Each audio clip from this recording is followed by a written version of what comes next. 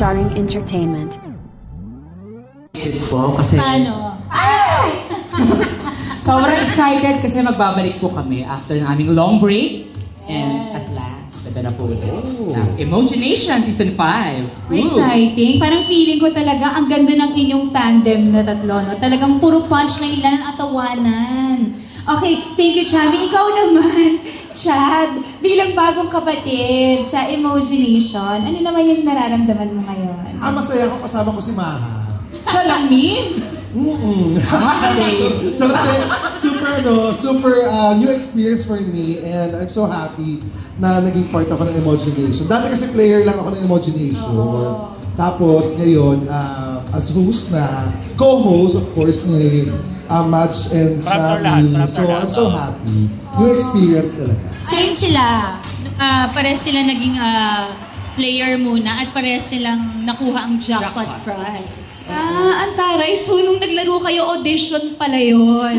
At umabot kayo sa final round. True. I love it. Okay, I will leave the other better questions for our media friends later, Pero syempre, ito naman, Her Majesty, Madge. How excited are you? Super! Hindi, sobrang saya. Super excited. Talagang, pagkabalik ko ng Pilipinas, nag-meeting ako agad with my APT family. Sabi ko, Direk, Miss Cams, ano na? Season 5 na. Ayan, tapos, and of course with my TV5 family, tinanong nila ako kaagad if I'm ready to work na. So, syempre, hingi muna ako ng konting palugit para medyo tanggal manas. Kasi syempre sa comeback mo naman, gusto mo naman fresh ka, di ba? So, ayan, hanggang sa, ayun, ito na kami, season 5 na ng Imagination. At sobrang exciting talaga, sobrang saya. I love your answers, Madge. It's very raw. Kasi totoo naman, pag nanganak kang manas-manas ka talaga. Girl, huwag na tayo umarte. Huwag na tayo umarte. Pero asan ang manas, mga kapatid? Walang-wala. Napasa ko kay Chad. Talaga. So nanganak ako? Mukha lang. Oy, Madge, thank you. I'm so happy you're here. Pero bago tayo magpatuloy sa tanungan, we would like to acknowledge the presence of TV5's Chief Operating Officer, Mr. Dino M. Laurena, and TV5's President and CEO, Mr. Guido Arzabaliero. Thank you so much for the support sa aming mga boss. Ito na. But before we get emojified with details for this new season, let me also acknowledge the presence of APT's Chief Finance Officer and Chief of Staff. Oo, na nag-a-apply pa rin si Cham, Cham sa Cham. Hindi. May mga, may pelikula po and soon, teleserye. Thank you. Ito naman, alam natin yung unang host dito, di ba? Kung nandiyan kayo magaling naman, hindi ka ba nag-ibaba sa talampak lang ito? Alam niyo po, pag napanood niyo yung first episode, sasabihin niyo na, kaya naman pala.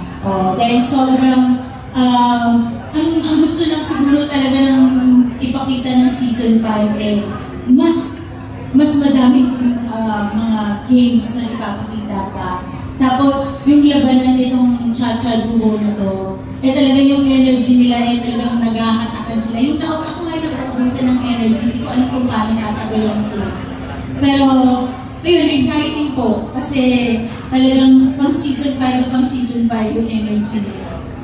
Hindi ko na rin na-reaction yung dalawang bakla. Bakla? Sino bakla? Wala mong bakla din. Actually, huwag niyo po sana sabihin, hindi ko Jun, kasi hindi ko alam ng parents ko. Charot. Ako lang may alam. Oo, charot na. Anong reaction na sa akin yung Maha, nag-audition daw kayo, tapos kayo napili, alam niyo Hindi naman sila ng audition, Jun. Ano? Kasi seconds lang, di ba? Opo. Ganun po talaga. Inagaw ka lang po na? Hindi ba, ano po, ikaw mo na. Kasi po bang pangatlong season ko na po, tama na, pangatlo po ang season ko, 2, 3, and 4. And then, syempre po, sobrang saya po na nakabalik po ako ng 5. And sobrang saya rin po na nakasama namin si Chad kasi anay ko namin natutunan. Oh! Bilang haligi po ng industriya si Komensya. Ako po kasi sila, kasama sila for several seasons. Tapos ang pagpasok ko, medyo nahihiya po ako sa kanilang dalawa. Hindi po totoo yan. Hindi po totoo yan. As in, hindi po ako nakapagsalita. Hindi po totoo yan. Ang naging po ng problema yung editors namin. Paano i-edit out yung iba? Kasi overtime kami namin. First taping day po namin, sobrang saya na po talaga. Kasi si Bash naman po, before naman po kami ng-work, na magkakilala na po kami, kasi di ba kaibigan na rin po kami. Then si Chami naman po, naririnig ko naman po sa ibang mga tao, na yung nga na hindi masyado maganda, pero mabait. Pero mabait. At saka magaling, yun po. Kaya yung pagpasok namin, yung chemistry naman po, palo naman po ka. Hindi na kami ng problema po ng chemistry. Siyempre si ating Maka Salvador. Hindi na lang na problema. Ako po ang problema. Meron season. Yes. Thank you po. Thank you once again, Junardo of Maripes University. And now we have some questions coming from Jem Bauto of Show Business. Hello. Hello. Good morning. My question goes to Chad. Chad, as a former contestant, and yun nga na-mention ni Miss Maka kanina na kaya pa-explain ka pa natin ng emoji mission. Ano yung naging emoji mo nung nalaman mo mag-host ka na ng emoji mission sa society? Super excited po ako. Kasi nung sinabi sa akin to, walang pagdalawang isa. Sabi ko, I go happen. Kasi masaya. When I was playing the game, nung season 1 yun. Nung season 1, sabi ko, kasi naman ang game na to. Tapos, actually, nung season 1, sinika ko pa kayo mahayata yung makakulang pa kayo. Di ba parang o makakulang pa kayo dito So, lahat may wildest dream na makakasama pala ako talaga dito sa show. Kaya super happy ko. Ano yung pinaka-mas na-challenge ka? Sa part of the challenge na parang makuha ng part of Sa part na kulang po, sa part na kulang wala akong challenge. Ang main po challenge po dito, paano ko mapapantayin yung ganda ni Maka sa likod.